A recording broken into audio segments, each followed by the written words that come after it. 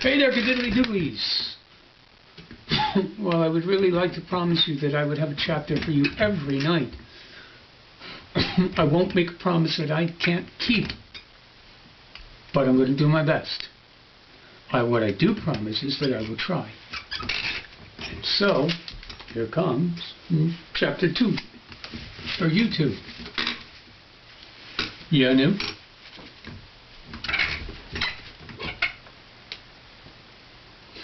This is why I lived alone, without anyone I could really talk to until 6 years ago when I had a breakdown in the Sahara Desert.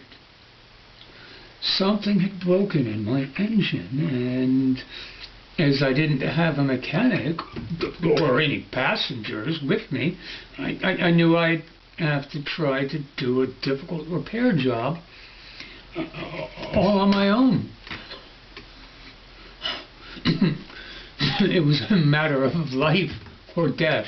So I had hardly enough drinking water to last me 8 days.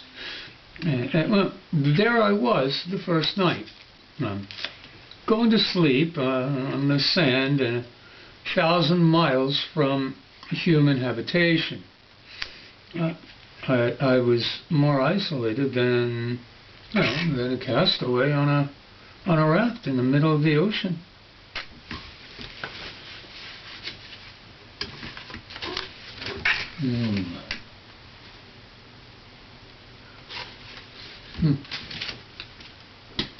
So you can imagine my amazement when I was woken at daybreak by a strange little voice saying, "Please, draw me a sheep."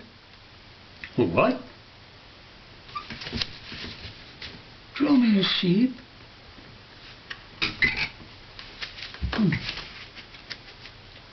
Hold on.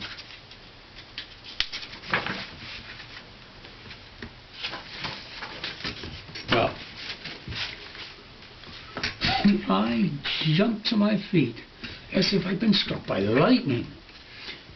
I rubbed my eyes. I looked, and I saw this extraordinary little chap looking at me intently.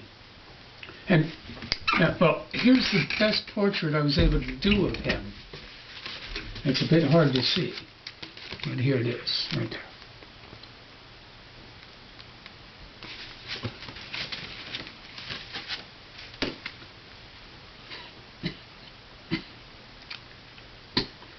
But, of course, my picture's a lot less enchanting than the original. It's not my fault. I was put off a career as a painter by grown-ups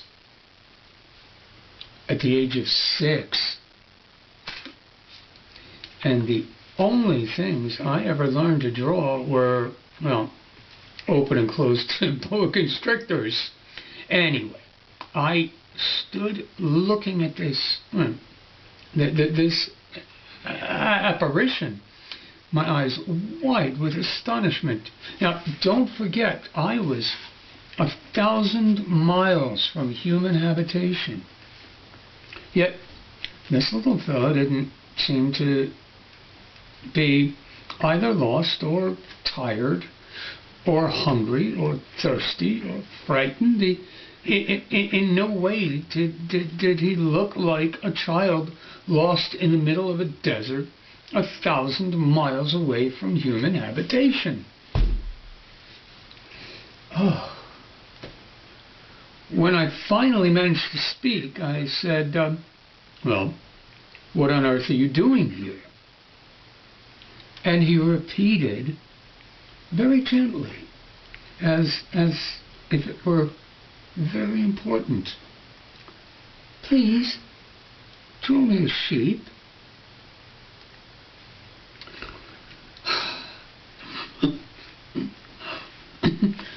When a mystery is so overpowering, just one dare not disobey. As absurd as it seemed to me, 1,000 miles away from human habitation and in danger of death. I got a sheet of paper and a pen out of my pocket.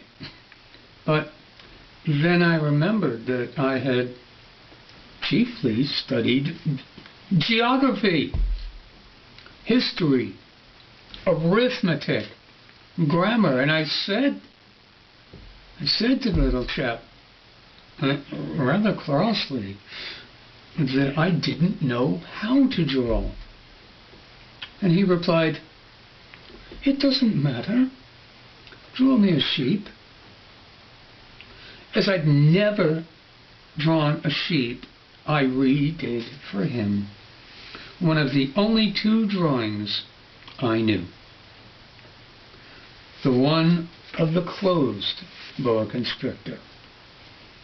And I was astounded to hear him say, No, I don't want an elephant in a boa constrictor. A boa constrictor is very dangerous, and an elephant's very cumbersome. It's very small where I come from. I need a sheep. Draw me a sheep. So I did a drawing.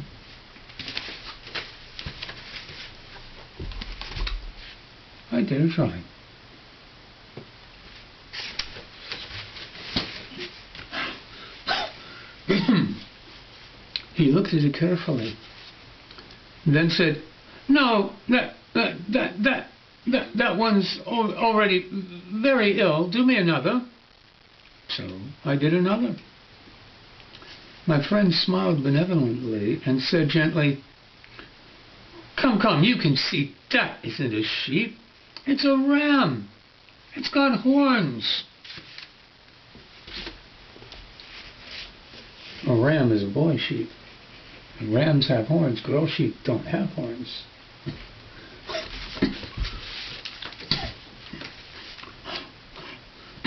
So I did another drawing.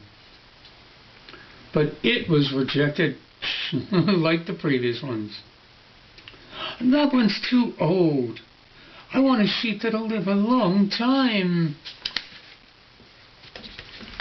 Like that one, maybe. Nope, not good enough. Well, finally, as I was getting impatient and was in a hurry to start stripping down my engine, I scribbled this drawing and flung it at him. That's the bucks. That's the bucks, the sheep he wants, inside. And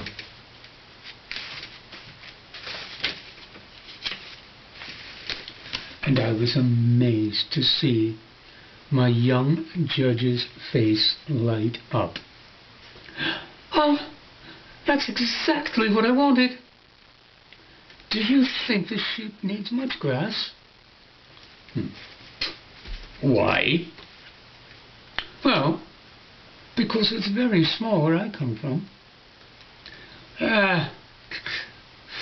He'll be just right. I've drawn you a very small sheep." And he leaned over the drawing. "Well, not so small as that. Hello, he's fallen asleep." And that's how I came to meet the little prince. Can't wait to read you the next chapter.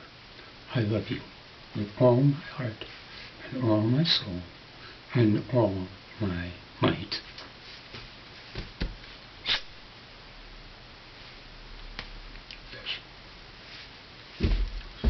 Always be there for each other. You guys are the best.